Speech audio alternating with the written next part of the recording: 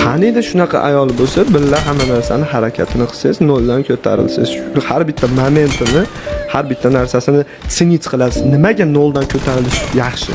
Chunki noldan ko'tarilganingizda u qizni siz обеспечить qila olmaysiz nimadirda, ishi обеспечить qila olmasligingizga sizga u rozi bo'lib, siz yoningizda qolishi birinchi o'rinda.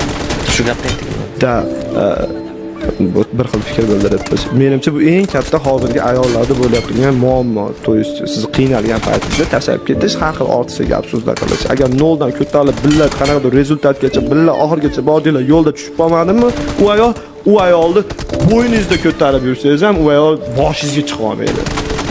Ya'ni bo'yningizda o'tirib, sizni sinit qilib, boshingizdan o'pib ketadi o'zi. Sizga shu bo'yningiz to'g'rilab yo'l-yo'lakay ko'rsatib. Unaqa ayolni qo'lda ko'tarib bo'yinni ushlab yurish kerak. Qaniydi shunaqa ayol bo'lsa,